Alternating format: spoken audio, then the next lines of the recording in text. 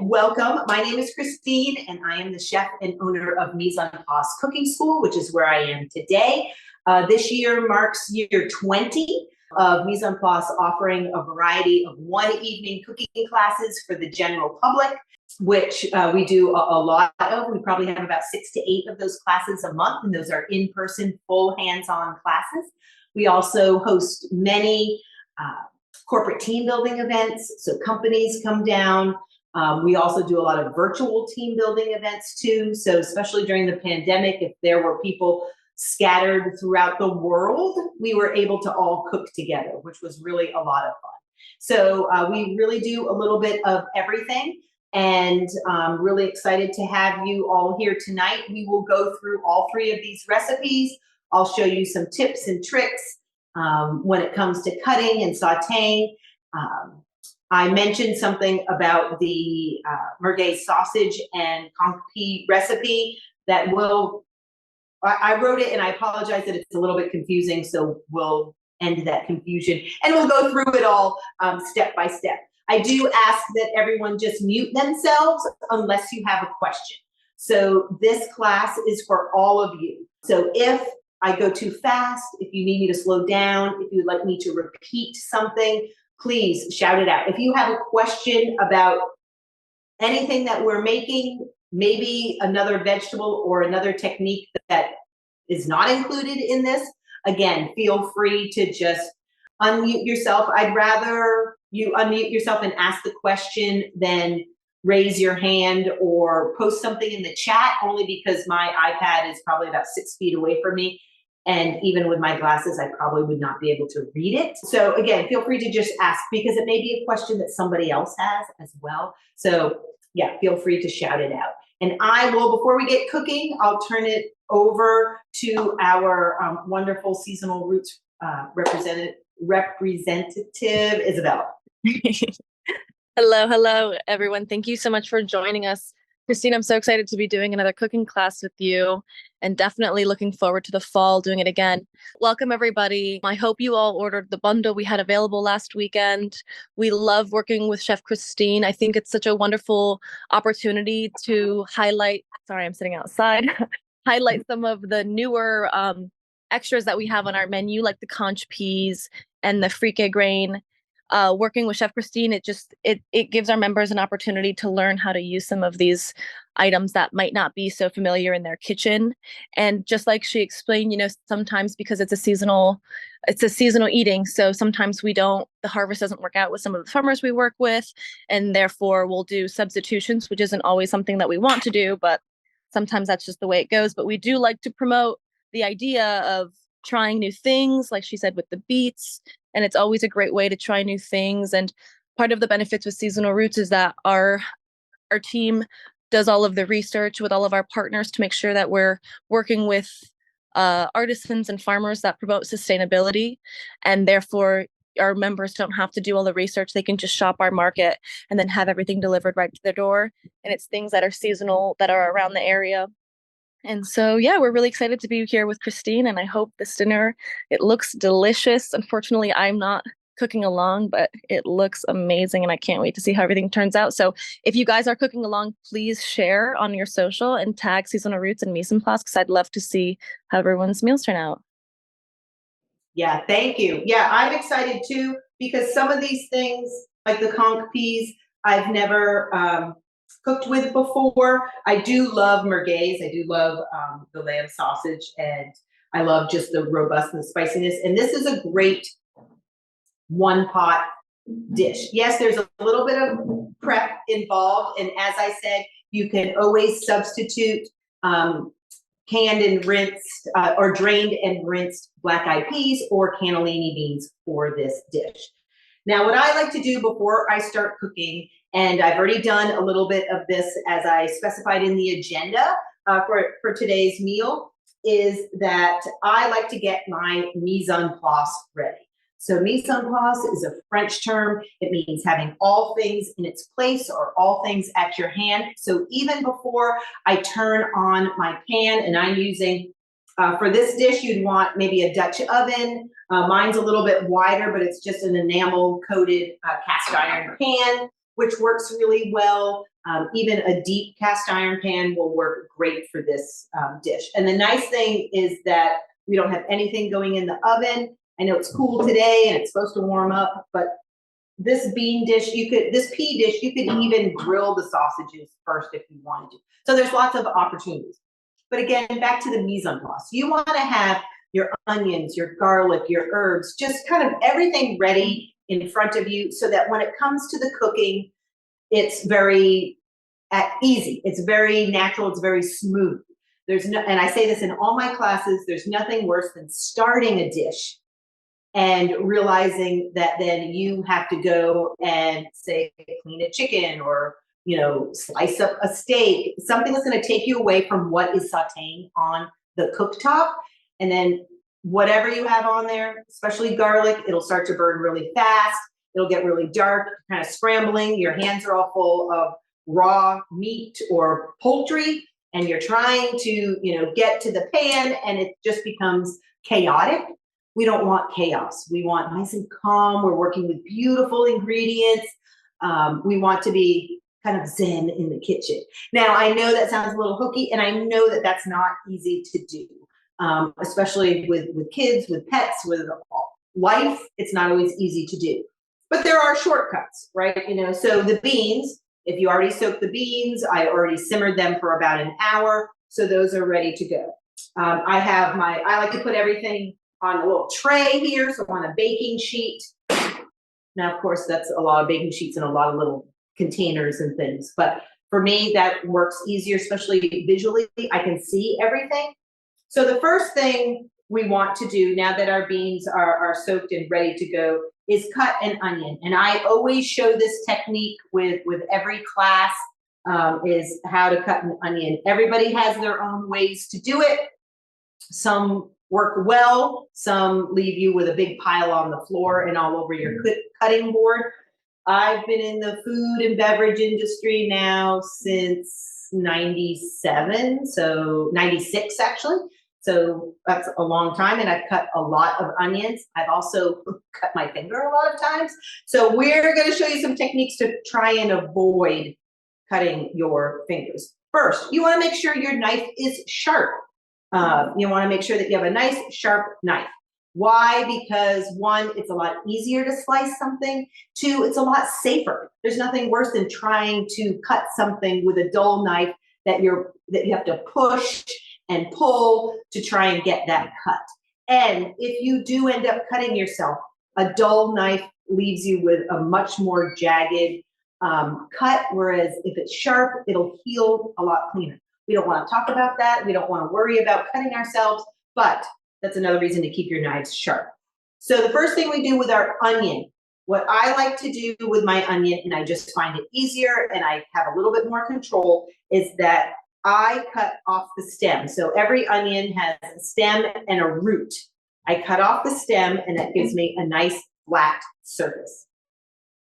From there, I cut it straight down through the middle of the root, and that gives me two nice flat halves.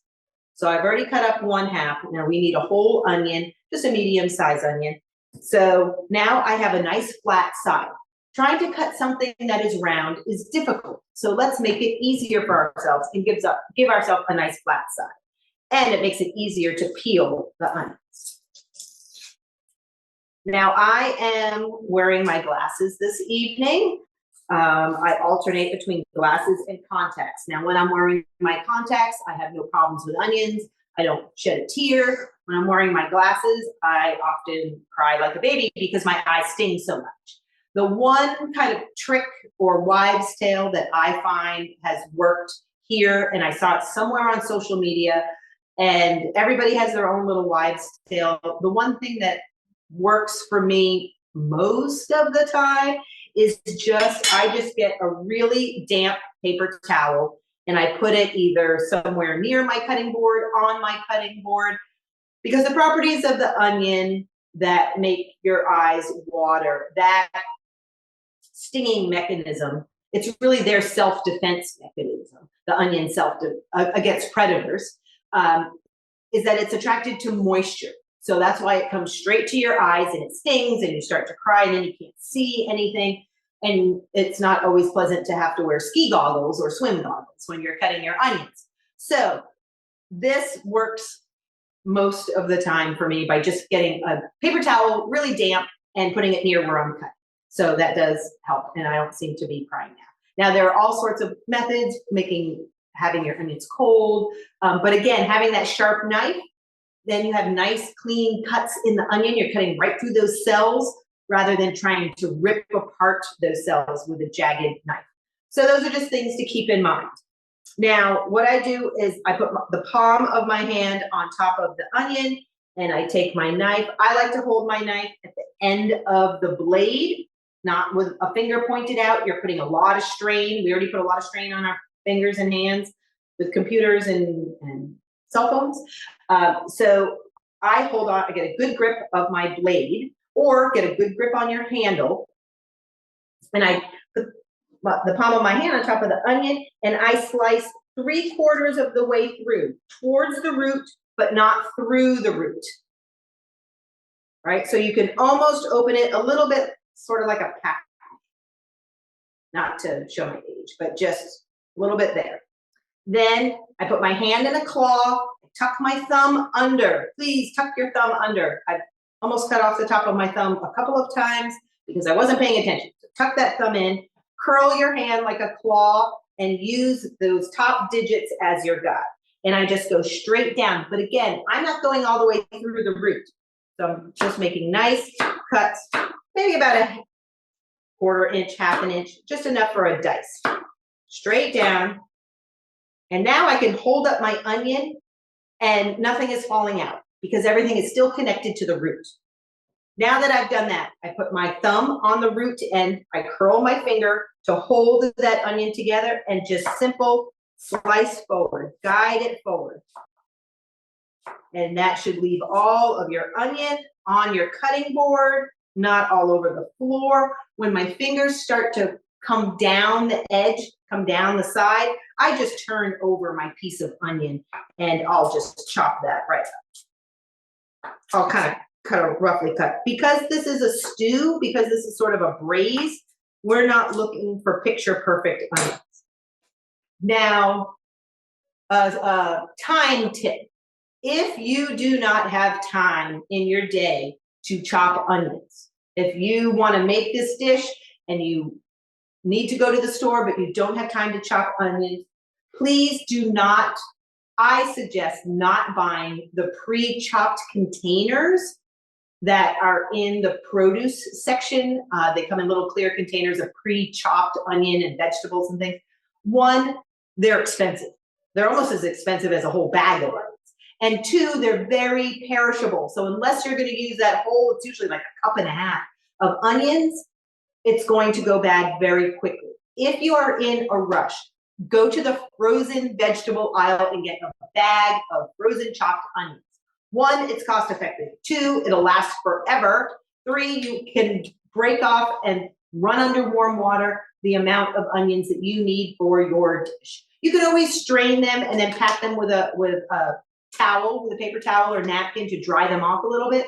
But again, if anything, during the pandemic, I know everyone is tired of hearing about that and referring it back to, but I took advantage of frozen vegetables, especially in soups and things like that. So if you're short on time, the chopped frozen onions will be your friend. And you can even find cubes of pureed garlic and pureed ginger also in the frozen vegetables section. So that's just a speed tip. So now that I have my onions, I have my 2 cloves of garlic minced. Minced just merely means cut very fine. So it doesn't have to be perfect. It's just chopped really, really fine. And for that, I just use a knife. You can, if you're more comfortable using one of the garlic presses, you can certainly use that. I find that just to be another tool to have to clean, and they're a pain in the butt to clean. So just use your knife. I think is perfect for that. Lemon juice.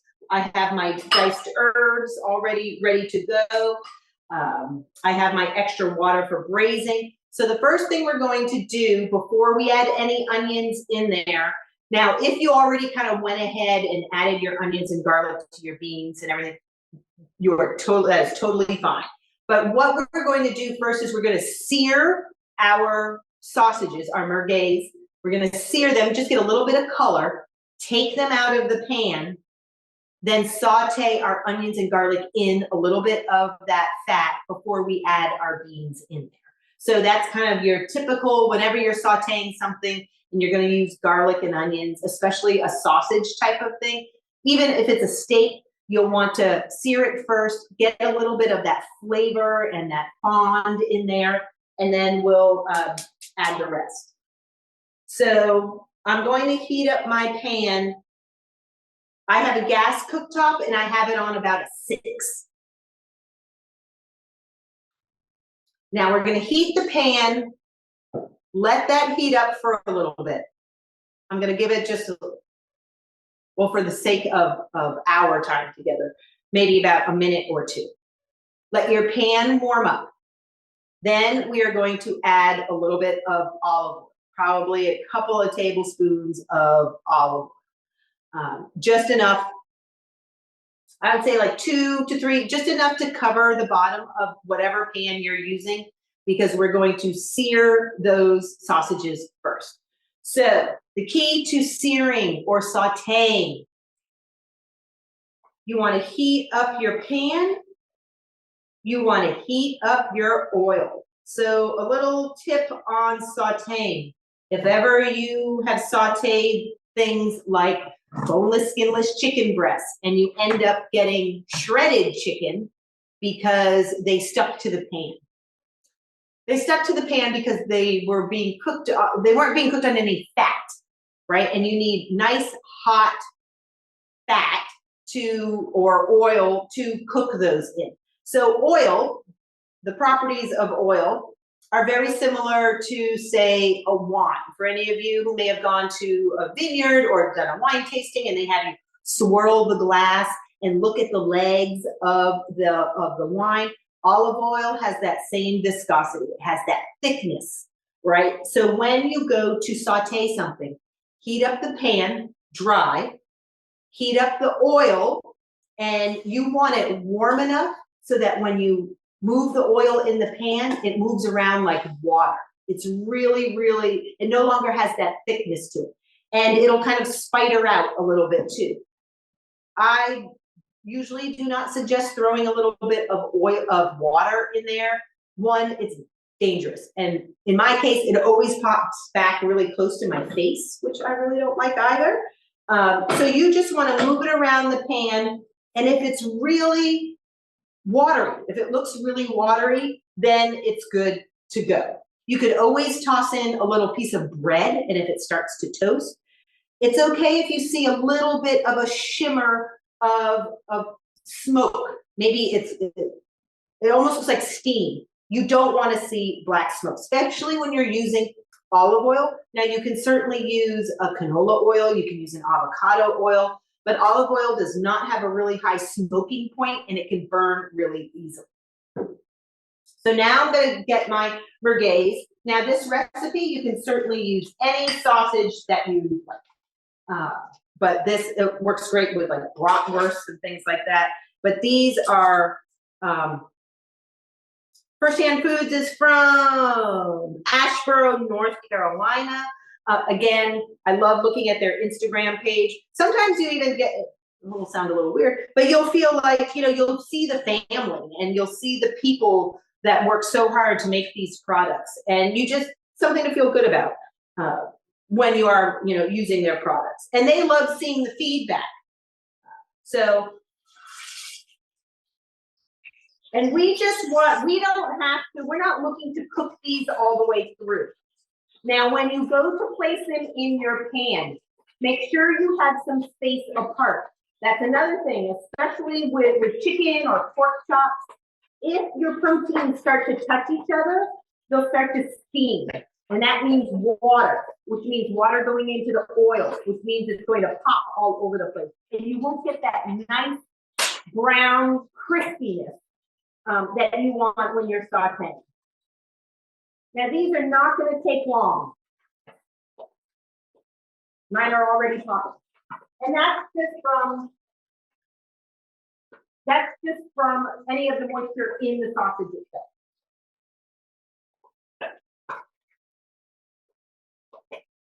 And I'm not going to turn these until they release themselves. It's the same thing with chicken, right? You don't want to, you want to let it sit, you want to let it turn nice and golden brown, and then flip it over. It's that struggle. So they're just getting some nice color on there. This is the time when you read through your recipe, not only your ingredients, but your procedure. When you say, okay, these sausages are going to be in there for about 5 minutes. That's enough time for me to chop an onion. If you know how fast, how slow, how you cook, think about that when you're looking through the procedure. Even if you're just doing a dish or from the top of your head and not from a recipe, think about it all the way through till the end. So once these release themselves, just give them a turn.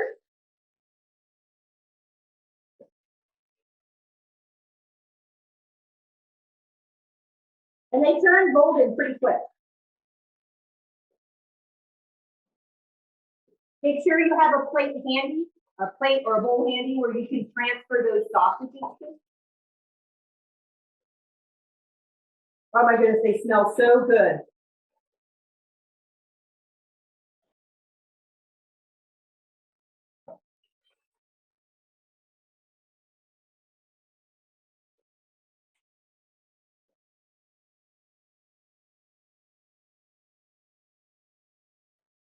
So again, make sure you have your beans handy. I had half a lemon in my refrigerator, so we need a little bit of lemon juice. So I just have my half a lemon. I have my onions ready. I have my garlic chopped, and I have my herbs. I have parsley and thyme. Now, in my garden at home, I have tried, believe me, I have tried to grow vegetables. I have a lovely little asparagus patch. But other than that, I can grow herbs, vegetables, and that's one reason why I love seasonal wheat. Vegetables, I love to think I can grow them, but I can't. I try and have raised beds. I can't grow them for the life of me. I love to cook with them. I can make almost anything with any vegetable, but the herbs, I have beautiful lemon thyme and oregano. So that's the nice thing about cooking, is that you can substitute whatever you have. If you have rosemary would be great in here. If you have rosemary, basil, that's something to finish your dish. You don't want to put basil in too soon or it will turn really brown. All right, so I am taking these out. Now, if you have a spatter guard at home, which actually I do have one here, but now it's too late, you may want to put a spatter guard over it. What you don't want to do is cover this pan while the sausages are cooking. You don't want to cover it because, again, it's going to form steam, and then it's really going to make a mess all over the place. So I have taken my sausages out. They are a lovely golden brown on both sides. And again, they do not need to be cooked all the way through. We're going to finish them in our braise. So now that I've done that, now again, this is a little change from the actual recipe. So feel free to add any notes if you need to. So I've already seared the sausages. Now I have all this flavorful oil, and I'm going to go ahead and add my onions.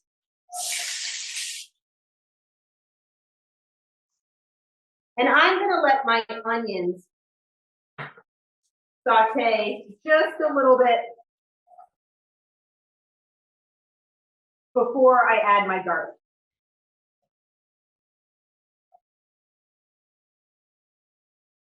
And that's just because onions take a little longer to saute than garlic. Garlic can be really quick. Now, if you happen to be using chopped garlic that's in a jar, if it's in a jar with olive oil, you should be okay. Those cook really quickly. If it's in water, that makes it pop and it can burn really fast. So just pay attention to what you're using.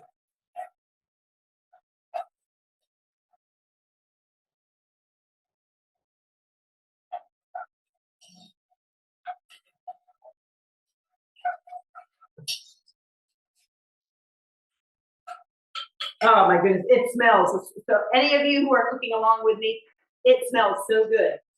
So now my onions are a little bit more translucent. They are a slight golden color, and that a lot of that is from the merguez sauce, from the spices and the seasoning in the merguez sauce. So I'm gonna go ahead and add my garlic, which that's just 2 cloves.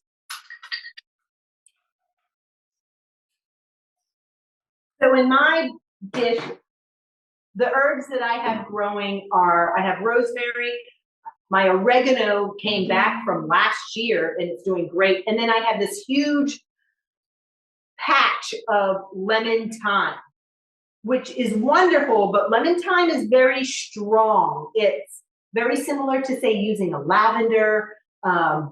If you use too much, it almost tastes soapy. So I have a little bit of lemon thyme and then I have plenty of regular thyme.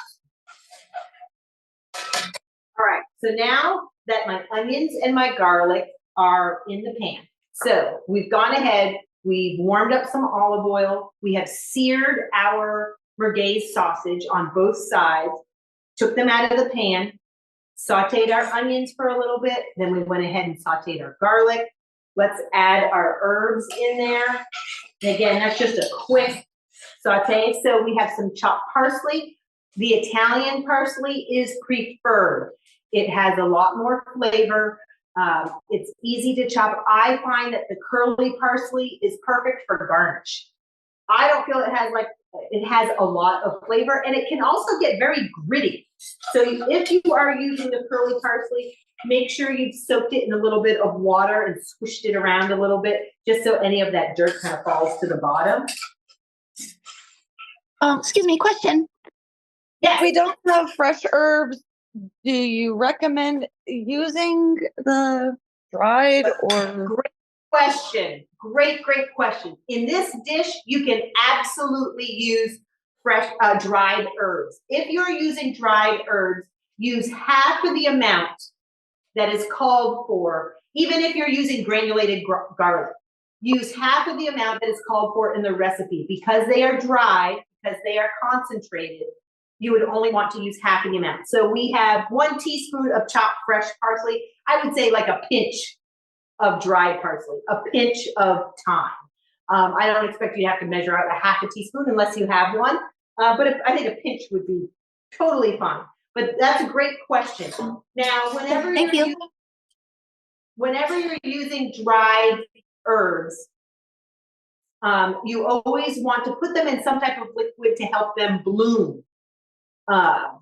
This recipe, you could even use some of your garlic chives if you wanted to. I'm using those in a couple of places, but you want to put them in a liquid. Like this we're going to add a little bit more water. You know, it's going to be a nice braise with our sausages. So there's some type of warm liquid that will help those flavors bloom. Otherwise, if ever you've gone to a party, or maybe you're guilty of it yourself, putting those dried chives on a deviled egg does nothing for all the hard work that you did to make the deviled egg. It just tastes like paper. There's no flavor because you haven't opened up that flavor. And then in terms of spices, dried spices, toast them a little first. I mean, even this dessert would be awesome with toasted cinnamon. But you can just toast your spices in a dry pan just to bring out those aromas and those essential oils. That's another nice tip to really add some punch to those dried spices. But in terms of dried herbs, use half of the amount of fresh herbs that are called for, just because they are concentrated. All right, so now we have our onions, our garlic. I have mine on about a 5, my heat on medium. 5. It's simmering. My herbs are in there, my thyme and my parsley. Now I'm going to go ahead and add the beans. And these are so, you could probably substitute like Great Northern beans. They're really, really tiny. These just remind me of black-eyed peas without the black eyes. But they are wonderful. What about chickpeas? You can do chickpeas. Chickpeas definitely correspond more with the Spanish merguez. You can definitely do, I find the conch peas and the cannellini or the Great Northern are just a little creamier. You know, chickpeas are tough. Even, you know, I eat canned chickpeas all the time. They're a little tougher, right? And they're great in salads. But if you cook them long enough in here, absolutely. If that's what you have, absolutely use chickpeas. I love chickpeas. And it's another great recipe with chickpeas other than hummus, right? Or just tossing them into a salad. So these are really lovely. They're very creamy.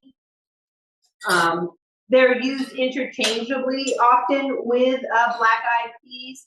And if ever, I also found that the Marsh Hen Mill website had great descriptions for all of their products that they have there. So it's always great to go to the source. They have some recipes. I'll have to share this with them too. It's a nice collect, but even just these beans alone with the onions, you could always put a little piece of like a ham hock in there, would be delicious. But of course, we're kicking it up with these sauces. All right, so I gave it just a nice toss, gentle toss, because these peas are small and they're delicate, but they're super creamy and delicious. Now I am going to add just some water. You could add stock, if you wanted to, some vegetable stock, and we'll talk about vegetable stock with the fricassee salad. So I have 3 cups here. I may not put all 3 cups in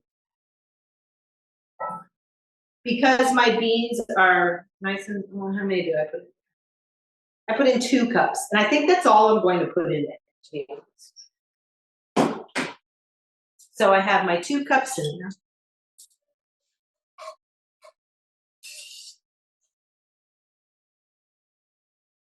Now I'm going to squeeze my half a lemon. So this calls for a 1/4 cup of freshly squeezed lemon juice. I would start with maybe a 1/4 cup is a lot of lemon juice. I would do maybe a couple tablespoons or 1 lemon and see how you like it. So I'm just gonna squeeze this in there. How about if we're using the bottled, squeezy bottle kind? Yeah, if you're using the squeezy bottle, I would do maybe 2 tablespoons of the squeeze bottle. You could always add a little bit more lemon juice as it braises. Certain things, and here's another great tip.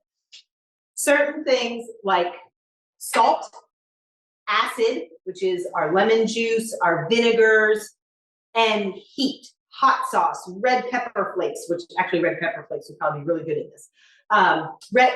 Those 3 things are products that if you put too much in, you cannot take it away.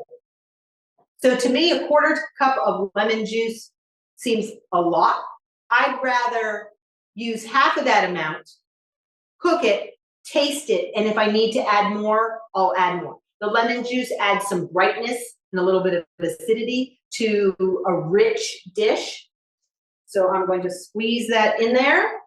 And great use if you have, now it's, lemonade season is coming up. So if you have a lemon that's been zested, which this has, I'm just using the juice. You could, if you have half a lemon, you could always freeze it. You can put it in slices and freeze it, and then put it in your beverages. All right, so I'm going to give that a stir. I'm going to slide my merguez sausages back in there with all of their juices. and I'm going to nestle the sausages in there, and we'll let that simmer probably for about a half an hour or so. So low simmer, maybe a four or five. We don't want it rolling boil. We can certainly cover that and let it braise. Just that will help it cook through.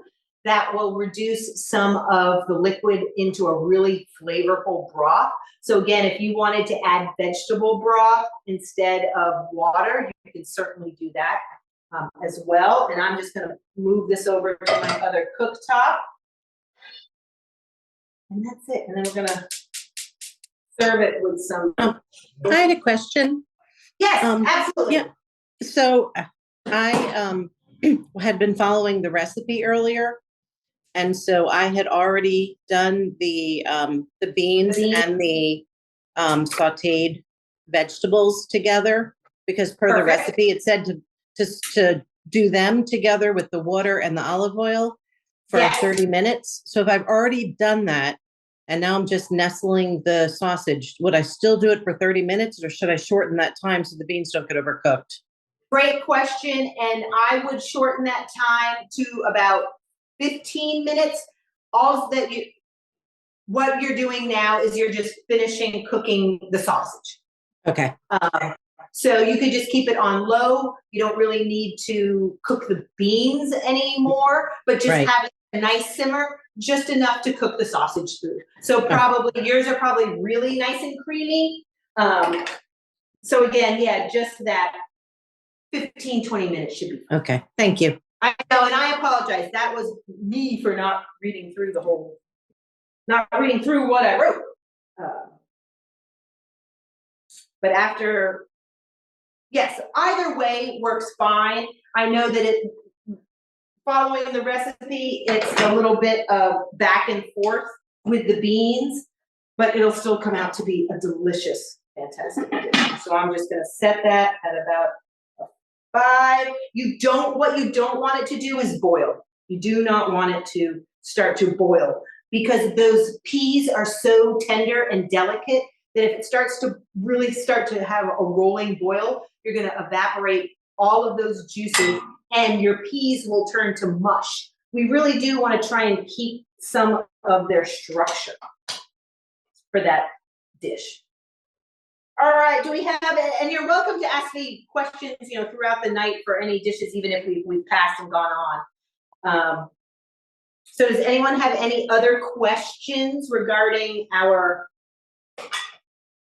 conch peas and lamb merguez sausage? And you can find most local butchers will have the merguez sausage. You can also find that sausage in many grocery stores, many of the higher end grocery stores, or you can also find it at Mediterranean markets. So I know here in Richmond, we have a couple of really wonderful Mediterranean markets where you can find the merguez sausage. So it's a really nice, and it's not too spicy, but it's got a great flavor. It's just a wonderful flavored dish.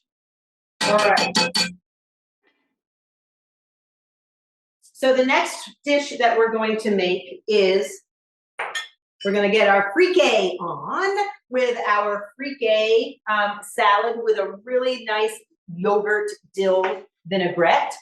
But what we'll do now is so fricay is an ancient grain. It's a green durum wheat that's been toasted and baked, so it's got a really lovely kind of nutty flavor to it. It's a North African, you see it in many North African and Middle Eastern dishes. To me, it's very similar to farro. So if you're not able to get the fricay, you can certainly use farro as well in this dish. And because they are ancient grains, and this is a wheat, yep, see, my beans are starting to boil, so I am lowering that down, because that's not what I want. Yeah, you can use the farro. As I said, the fricay is a green durum wheat, so it is not gluten-free. It is a wheat product. But we are going to make, for this one, first we're gonna cook the frike. And then, this salad, this is just a wonderful grain salad. So you can add whatever you like. If you don't, my family are not, other than me, are not big fans of Kalamata olives. So we're not putting olives in there. You could always, put some roasted red pepper in there, but I will show you, I'm going to turn on the heat now. And for this one, you combine, very similar to rice, we're going to put the frike and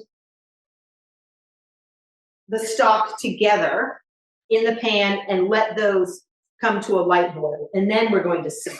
So I have my 1 cup of frike.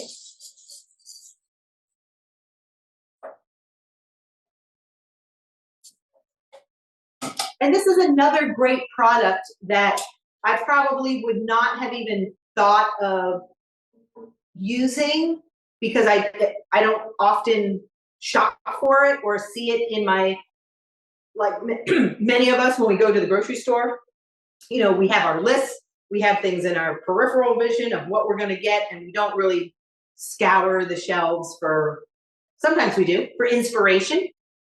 So I'm always really excited to try something new. Often we get a little tired of the same old ingredients. So this is just a nice, if you're always eating, say, couscous salad or pasta salad, this one is really hearty, really nutty, and it's, one of those great ancient grains that are just so darn good.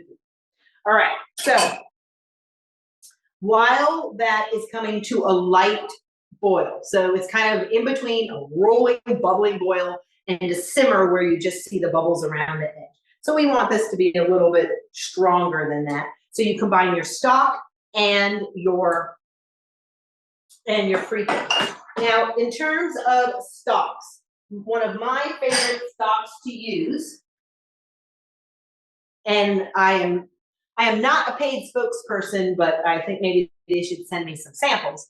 I love the Better Than Bouillon stock. You can find this in your grocery store, wherever you find your soups and your stocks. This one is a seasoned vegetable, and it is, how many ounces? This is 8 ounces. Now this has 1 teaspoon of this paste gives you 8 ounces of broth. I love this stuff because you can take a spoonful and it makes your greens so savory. It makes any type of pan sauce.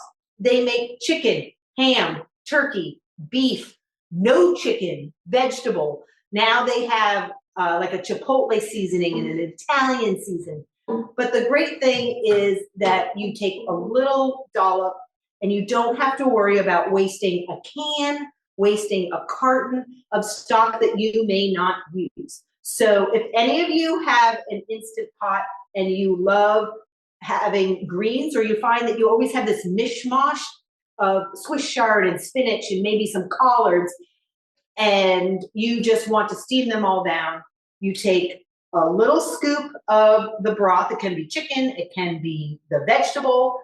I put a little dollop, I put about 2/3 a cup of water.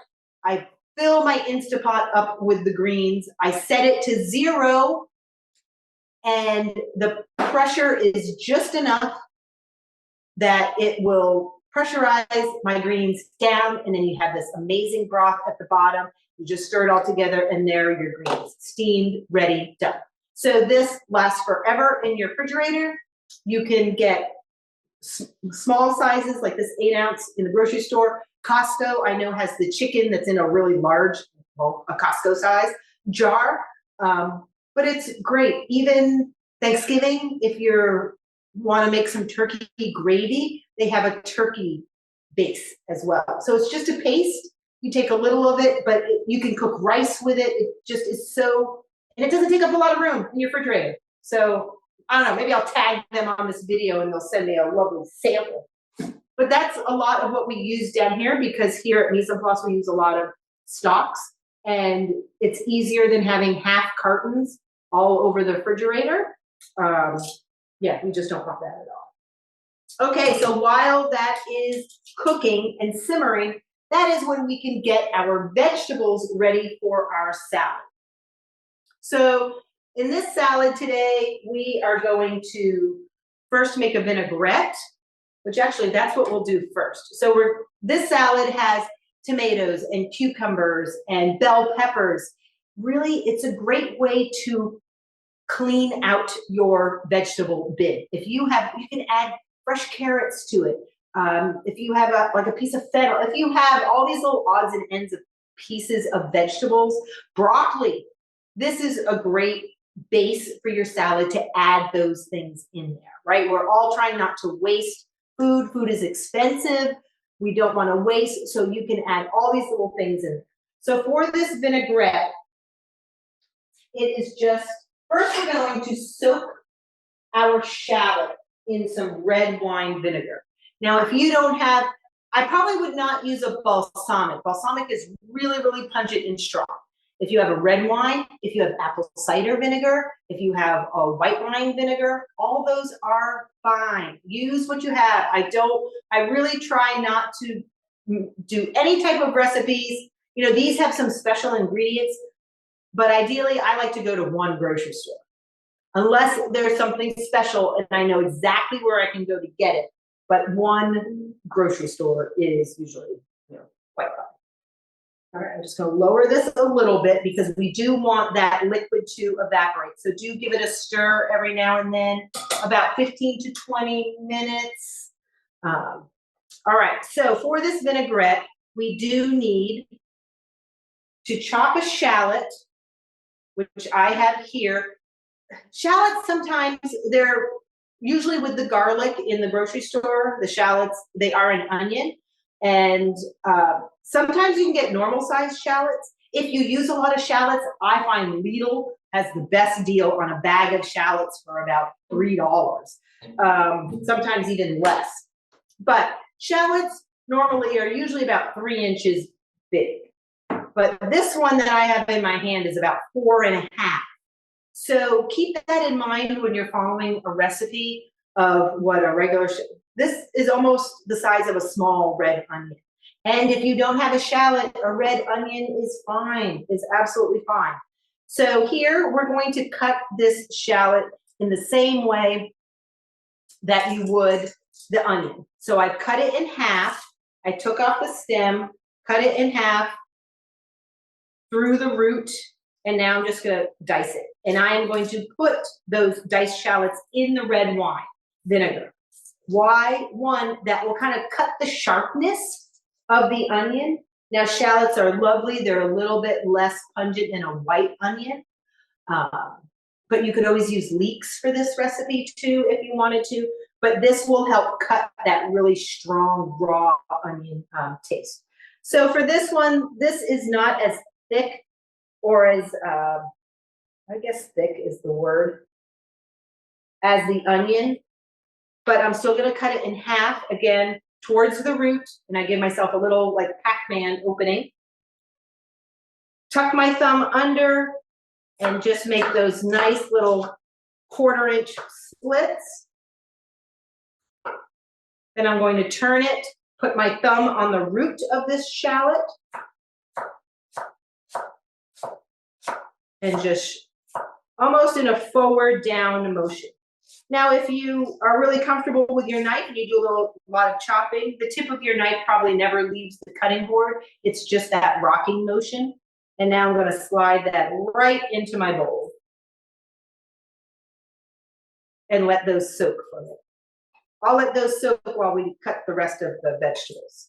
And then I'll show you an easy way to cut the bell pepper while our fricassee is cooking down. So ideally you want, similar to a couscous, you want the fricassee grains to absorb all of that liquid. And I just give it a, move it around a little bit. All right, so I have an orange bell pepper. I've already cut some of it. So what I did was I cut down one side of the pepper, and then I chopped that into smaller pieces.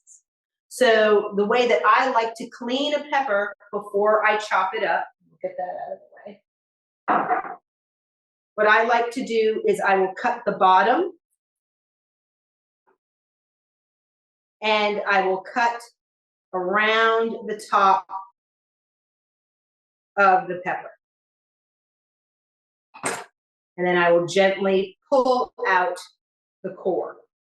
You might want to do that over your garbage or over a dump bowl. Please do not do this over the garbage, because there's nothing worse than it falling in the garbage. Now, I save as much of the top as I can, the parts of the top that are around the core, because those you can just chop up and use. And that's what I'll do. I'll just take these. I keep my peppers flesh side up. Peppers and tomatoes, no matter how clean they are, they always have that waxy outside. So with a nice sharp knife, I cut my tomatoes and my bell peppers flesh side up. It's easier to cut through. I still curl my finger, and I cut them into strips, and then I turn it and I cut it into, and then I dice it. So I tuck that thumb under. My first internship after culinary school, I was at this beautiful 4-star restaurant in Tribeca in Manhattan, New York. And it was a very quiet kitchen as well, too. There was maybe 6 people in the kitchen at a time. Beautiful, lovely place. And probably like the first week, I was only there a few weeks, but probably the first week that I was there, I don't know what I was cutting, but I did not tuck my thumb under, and it was not a good thing, but I was quiet. Oh, it was so painful. I was quiet. I could eye the first aid kit. I just took my side towel, which usually you're assigned one, wrapped my thumb, found the first aid kit, put the little finger gloves on my finger, and just, it's not good. So that's always in my head, even though that was a long time ago. And I really try to tuck that thumb underneath. So now on to the rest of the pepper. So now that I've pulled out the inside, we still have all of those white kind of membranes in there. So I like to open up my pepper, flesh side up, shake out some of those seeds, because if your knife hits a seed, sometimes it could go raw. So I flatten out my pepper on my cutting board, and I take my knife and I just run it across the top of the flesh in one full swoop. Now you can certainly do this in pieces. And by running it across the top of the flesh, I take out all of the white membranes. And now I have a nice clean strip of bell pepper that I will then cut. Actually, I'm going to cut in half and stack. I'm going to cut those into strips. Now, strips you can also buy frozen, but that's great for like a fajita that you're going to cook down. For a salad, you want some nice fresh peppers. And you can always chop up the little mini sweet bell peppers as well, too. If you have some of those that look like that they could use some love, you can absolutely use those. And if you're not a fan of fresh bell peppers, but you'd rather have some roasted red bell peppers, you can use that. All right, so let me get my bowl of vegetables. I have the Sweet Babies grape tomatoes. This is the little container that I got this week with my bundle in my regular weekly order. Now, if you just have a regular round ripe tomato, use any color. The heirloom tomatoes aren't really out yet. Here in Virginia, it's not yet tomato season, but it's coming. But now you can get all sorts of tomatoes. So I have my tomatoes in here. I have my tomatoes. I have my bell pepper. I have my cucumber. Again, I do not have olives in here. And then I have my garlic chives that were in the bundle. This will give it a nice zest. And my parsley, all chopped. So I'm just gonna shake that over. And then you'll wanna give that a nice toss.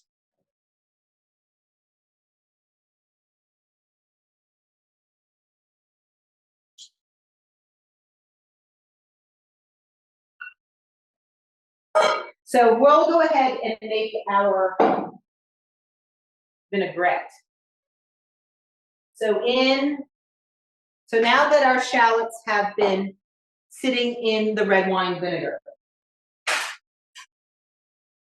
I have a separate bowl. Now you can certainly marinate the shallots and red wine vinegar in a larger size bowl like this. I just happen to do mine in a small bowl just so that you could see that. In my larger bowl, I have my yogurt, which is a lovely soft yogurt. And this is from Mountain View Farm. So I used what, half a cup of yogurt, I believe? Half a cup of plain yogurt. And this is so smooth. Oh my goodness, it's almost like a sauce. So yogurt, a little bit of olive oil in here. I have a microplane, which some of you may use for cheese or for chocolate. It's often you use it for lemon zest to get the zest off of something. So I grated my piece of garlic. Now you can certainly just finely chop your piece of garlic. You do not have to grate it, but it just almost makes it like a puree. And you don't have that real sharpness of a raw garlic. Ooh, my food is doing well, and I know I have a spoon somewhere on one of my trays to taste, and certainly taste your grains as it goes along. Sometimes with rice, I have too much liquid. The rice is done, so I end up straining rice. No, mine still needs to cook. It's still real tough. But it's only been 10 minutes, so it might need another 10 more minutes. I'm going to lower that a little bit. Oh my goodness, it is so good. What does it remind me? Reminds me a little bit of oatmeal. Or barley. So back to our vinaigrette. So I have our yogurt. I have my dill in here. I have my grated garlic. That escaped my mind for a moment. I grated garlic. Instead of green onion, I put in some of the garlic chives. So that's in there kind of twice in here. My fresh dill. And instead of sugar, I used some of the honey that was in the bundle, right? Perfect little honey pot. I mean, is this not like the cutest little honey from Sunrise Farms? And they're here in Stewart's Draft, Virginia. But this little honey, why get out the sugar when I have this naturally sweet product right there? In there, I'll add a little bit of fresh ground pepper. Ooh, I gotta tighten this up a little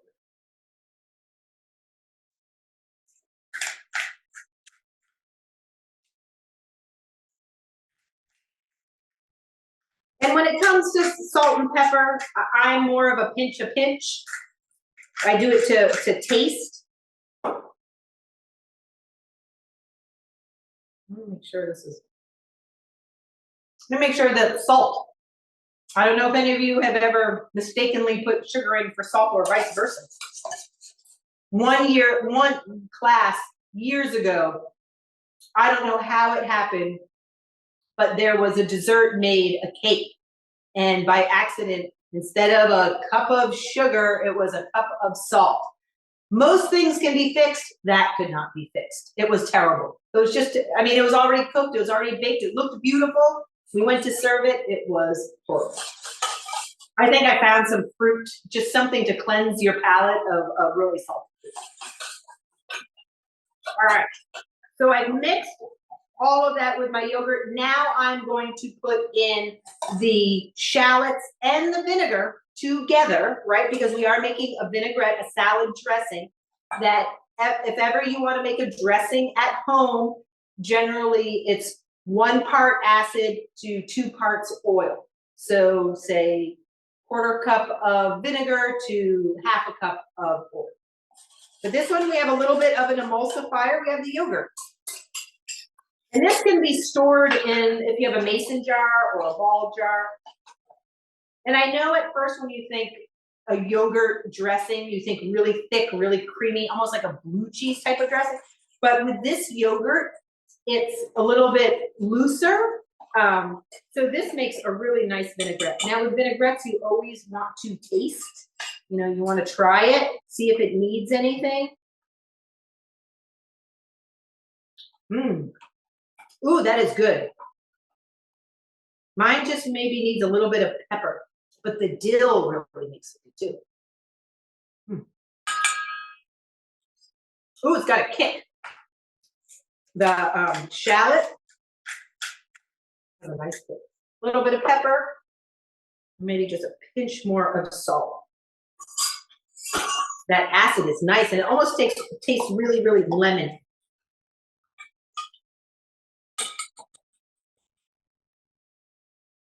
Oh, that tastes so good. All right, let me check on our fricke.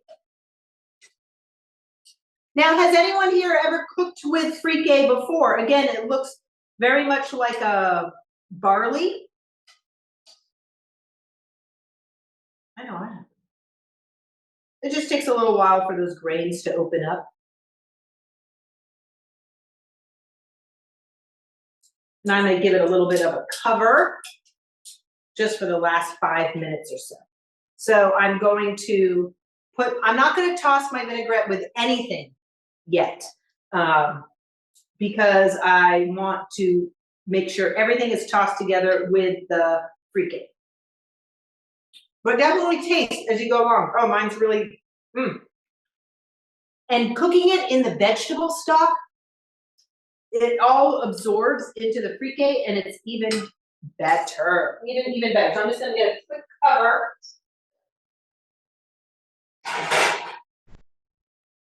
Which actually is not, I didn't pull a cover, I pulled a springform pan bottom, but that's all right. That's all right. All right, does anyone have any questions? And we'll top it with these lovely microgreens. So especially if you are serving dinner, or if you're putting this out for guests, you know, maybe just for some friends are coming over, or you're at a picnic. You know, these microgreens, they are, they look beautiful, and they taste, they're like little sprouts. And they're just fun and delicious, and they add just a little kind of pop of sophistication to your dish. So we're gonna put that aside. That's gonna make the dish look so nice. All right, does anyone have any questions so far? So I have my sausage braising, and I think I may even, and I can tell my sausage is fully cooked because it's tight. So like a muscle, when you flex your muscles, it's tight. Same thing with a chicken breast.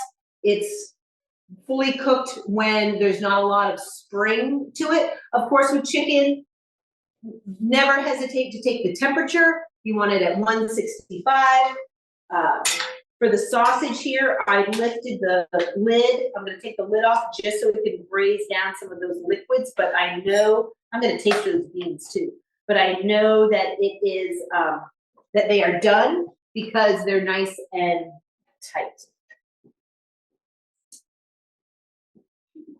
So let me try these beans.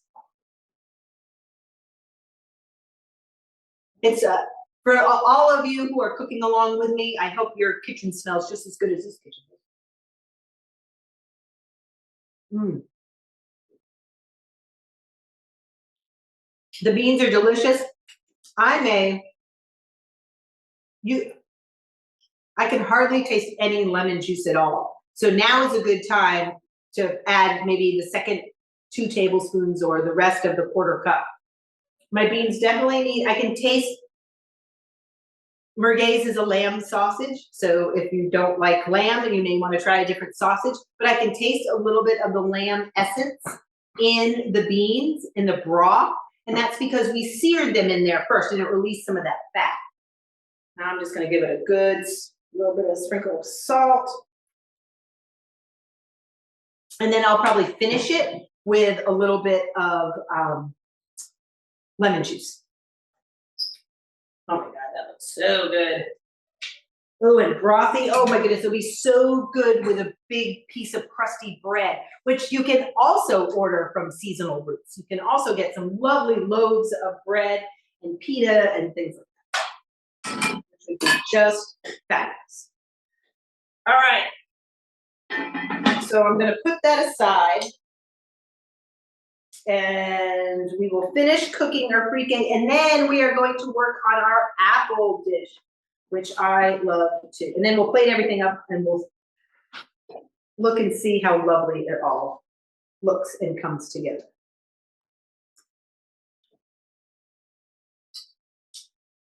Sorry, I did have one question. I know you said that if I don't have red wine vinegar, probably no bueno to use balsamic. All I have is rice vinegar and white vinegar. Should I just not try? No, you can use the rice vinegar. The white vinegar is really strong, right? Yeah. And it's great. White vinegar has its purposes. It's great for cleaning. Great for cleaning. White wine vinegar is fine, but rice vinegar is nice and subtle, right? But it still has that little bit of acid. So definitely use the rice vinegar. Okay. If that's what you have, that's a good one. And that's something that's always in my house as well, too, is rice vinegar. All right, I'm gonna let the pre-cake keep cooking, but I feel like it still needs a little bit of time.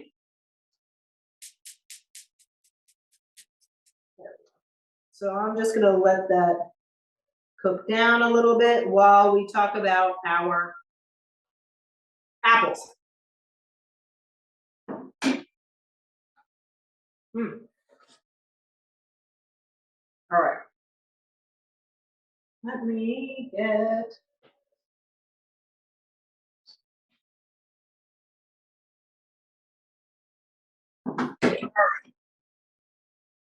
So for this apple dish, which again, I love this. This is an apple recipe, an apple and yogurt recipe that I've been teaching this recipe, which is so simple, so easy, and so delicious. It tastes like apple pie filling. This is something that I have done with VCU. I have hosted many, probably maybe about 10 years. VCU and the Children's Hospital have all sorts of healthy eating programs for kids and teens and families. And this sauteed apple recipe with the plain yogurt covers all of the parameters that they need for their healthy eating class. And this is one of my favorites, especially if you're a big oatmeal person. These are fantastic to mix in with oatmeal. If you are someone who loves a dessert at night or loves apple pie but does not want all of the calories of an apple pie, then this is definitely for you. And this recipe, super simple. It'll be delicious with our apples that we got in the bundle, the Evercrisp apples, which I probably snacked on just as much as I got ready, yes, just as much as I worked on cutting the apples. Now, and I'll show you an easy way to cut the apples as well too. So I diced my apples. I left the skin on. I washed my apples, rinsed them, dried them. I like the extra fiber. It is completely up to you how you want to cook your apples. But yeah, it's totally, completely up to you. But what I did with the way that I like to dice my apple, of course, you can always use an apple core and then cut up those pieces. I just find it easier. I like to cut around the core. So again, this is something that is round. So it's not always easy to dice something that's round. So I give myself a flat side. I cut down one side along the side of the core of the apple, and then I have my nice flat side. And I just cut around that core so that the core is a rectangle. And that's it. And then I throw that in the compost. So I just cut around the core. And now my pieces also have flat sides that I can go ahead and dice.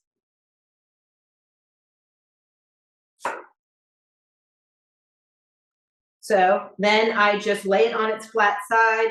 I cut it into slices, and then I turn it, tuck my thumb under, and cut it into dice pieces. Really simple. It is up to you if you want to go ahead and peel the apples. But again, I like the extra fire. And they're so sweet. These are good. And I tell you, once you saute these apples and taste these apples, you can use this recipe in so many different ways. You can fill those little phyllo cups with the apple filling and then dollop some of the yogurt on top. And the yogurt has a nice zing to it, so it really balances the sweetness of the apples. So once you have your apples diced, I went ahead and took the cinnamon. How much cinnamon do I say? 1 teaspoon. Mine's probably a little bit more than 1 teaspoon. And I just tossed my apples just enough that every piece of apple has a little bit of cinnamon. And I'm going to let that sit while I melt the butter.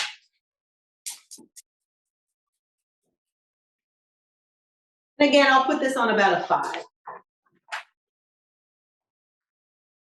And I will snack on the apple. So while your pan is heating, we need about 1.5 tablespoons of unsalted butter. Now I'm just gonna let that melt. If you need to let that melt while you're dicing the apples and adding the cinnamon. And this one, you can either add some brown sugar or we are going to add some honey. So you can either add 2 tablespoons of brown sugar, doesn't matter if it's light or dark, or some honey. And again, since I have the honey, I'm going to use it. And this will saute these apples down to where they will make a little bit of a syrup in there. I'm a Yankee, I think I say syrup. No, do I say syrup? I say syrup. So it cooks down and it has this sauce. I love to mix it in with my oatmeal in the morning. For the kids, I tell them, they can warm it up after school in the microwave and mix it with some plain yogurt. It's a great snack. These apples are good. All right, while that is melting, I'm gonna go ahead and check that freak egg. Let me give that a toss.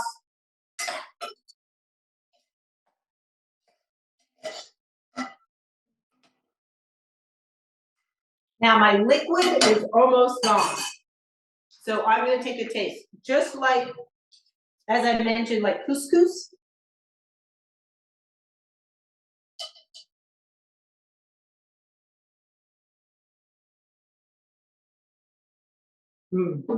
Now it's okay if it's a little nutty, a little chewy. If you like your fricassee a little softer, if you feel like it's a little bit too tough, but you're running out of water or broth, add a little bit more in there and just keep it on that low heat.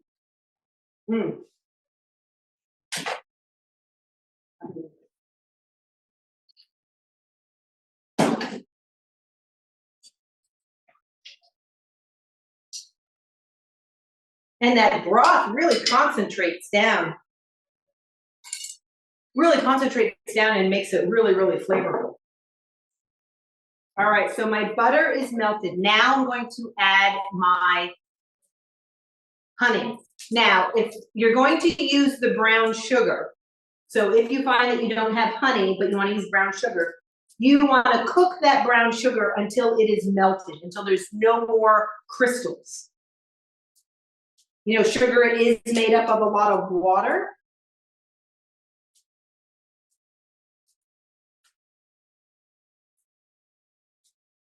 So about a couple of tablespoons of the honey. If you're a big tea drinker and a big traveler, this is only, I think it's 2 ounces.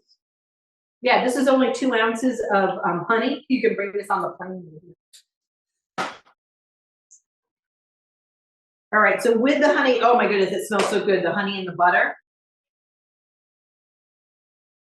All right, so I've combined those two. Oh, a little bit of the butter paper. Combine those two. Now I'm going to add in my cinnamon tossed apples.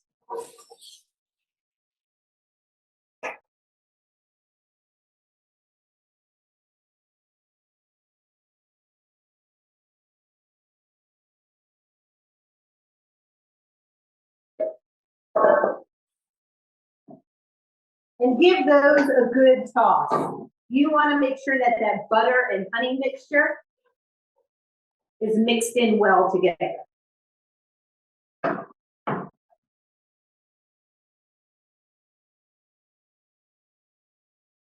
And once, oh, with the honey and the cinnamon, so good. And I tell you, it tastes like apple pie. Just the sweetness from the cinnamon. So cinnamon naturally has a lot of sweetness to it. So even for this dish, going back to the beginning of the video when I talked about toasting your spices, you could even toast a little bit of cinnamon in a dry pan first and then toss it with the apples. You could add an apple pie spice instead of just plain cinnamon. Then it'll really smell like Thanksgiving. And I'm just gonna let those sit.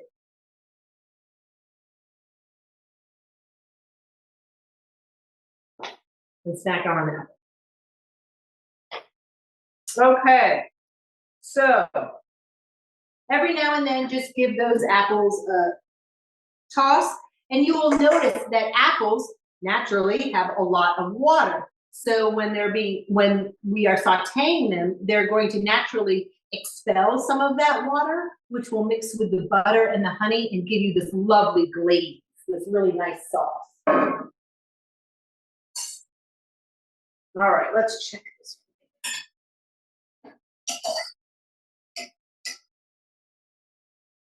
So you'll be able to see with the free-K how the grains open up. Again, very much like barley, very much like farro. They have a little pop to them. Those are delicious. I'm going to take those off the heat, or take that off the heat. And I'm going to toss it in with my vegetables. Now, if you have a little extra liquid, you'll want to strain your grains first before you add them in there.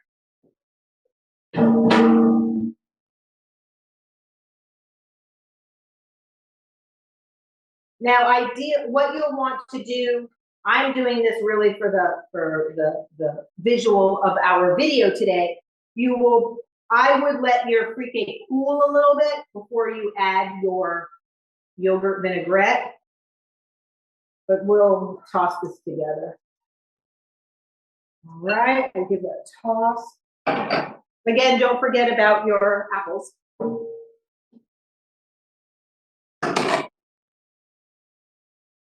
Give those a nice toss. I'm going to mix the salad. So right now I'm just mixing the free-K with our chopped vegetables and herbs. Look at the color. I mean, just the colors alone are fantastic. This dish you'd want to serve in a white bowl, a really bright, bright bowl.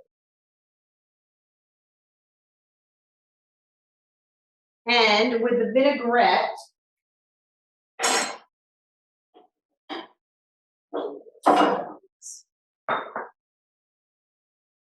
with our vinaigrette here, I'm going to give that a stir. And I'm just going to add, I'm not going to add all of my vinaigrette. Because my pre-K is still warm in my dish, I'm just going to toss it with a little bit of the vinaigrette and keep the rest on the side.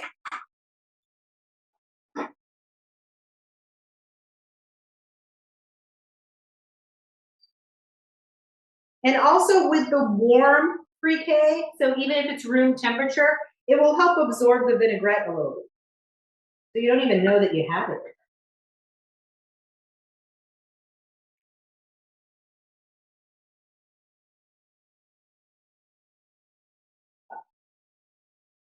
Lovely. Let me get a little serving spoon.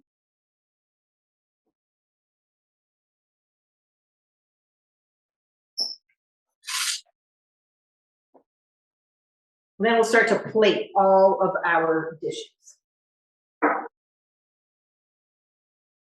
For the beauty shots, you know, you eat with your eyes first.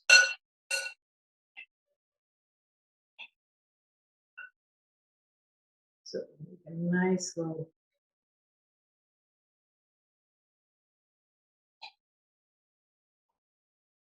round of the salad. Now you could always serve this in a little salad cup. So if you get some nice, we love the living lettuce. So in our basket that we received, in our bundle that we received yesterday, we got some beautiful living lettuce that is just wonderful on, I love it on sandwiches because you literally just need to break off one leaf and it's perfect for a sandwich. So this would be lovely in a little cup.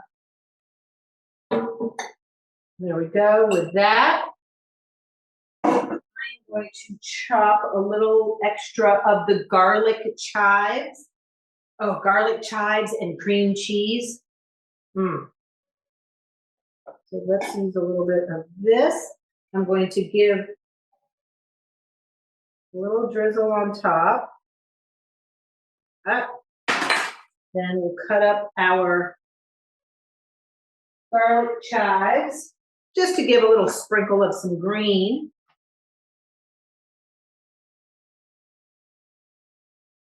There we go. There, so that's one plate. All right, now let's try these sausages, the merguez with the white beans.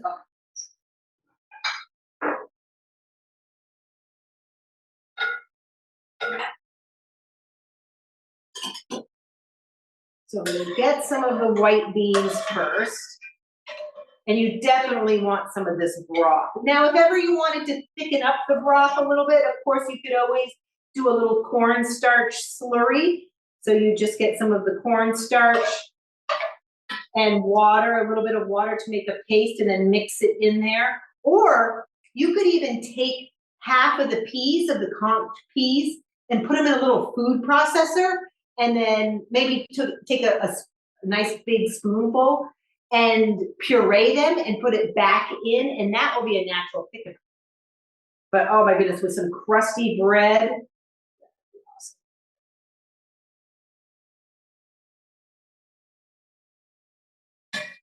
We'll take 2 of the sausages. That. 2 of the sausages. And this is where we can top it with our microgreens. Now you can look like a fancy 4-star restaurant with your little microgreens on top. And those will just, you can just mix them right in with your peas and broth. Oh, it looks so good. And then finally, I'm going to get some of this lovely yogurt. I'm going to give this another little toss. Spatula.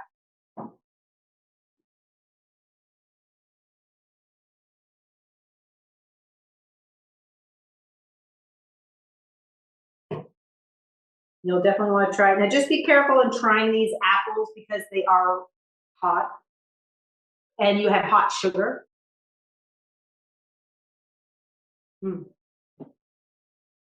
Now mine still have a little bit of crunch. You can you can certainly keep it on low and let that simmer until they soften a little bit.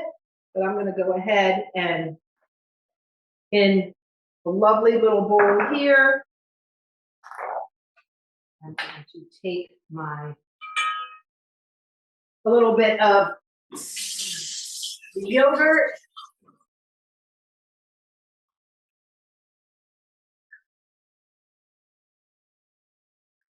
And give your yogurt a good stir.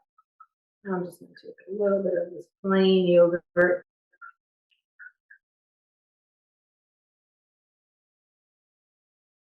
And I only took a couple of tablespoons, just enough.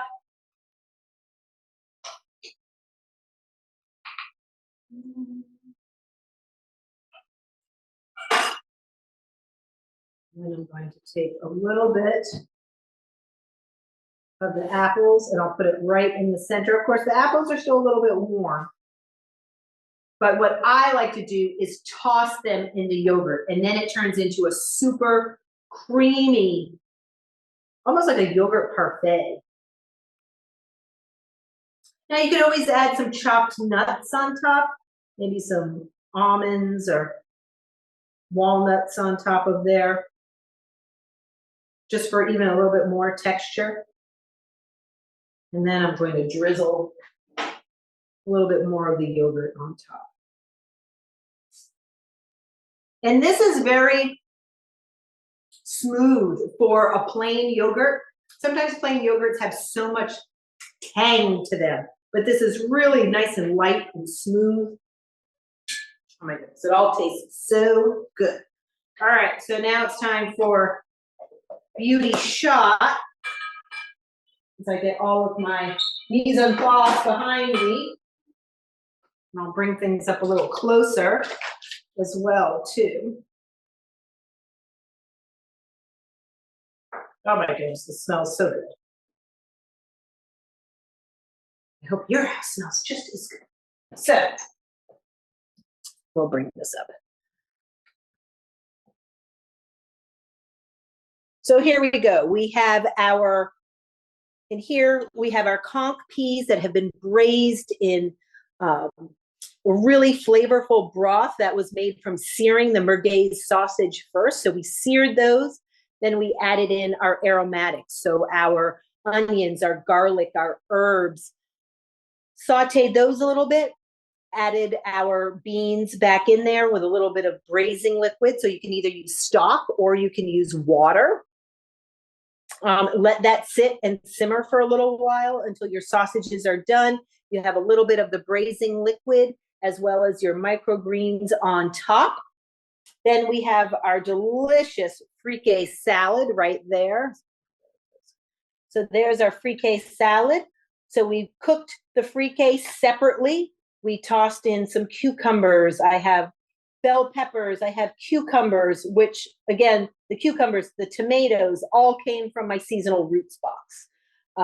Then we made this amazing yogurt and dill vinaigrette that just goes so nicely with this. And then for dessert, again, we're using the yogurt as our base. We sauteed some Evercrisp apples with a little bit of cinnamon and a little bit of yogurt, a little bit of cinnamon, a little bit of honey, some butter, and that's it.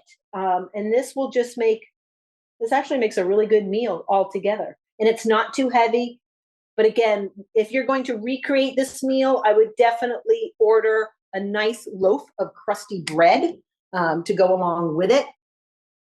I just think it's great for the bread would be great for the salad. It would also be great for dipping into that broth from the conch peas in there. So I think it's delicious. It looks and smells delicious. Thank you all.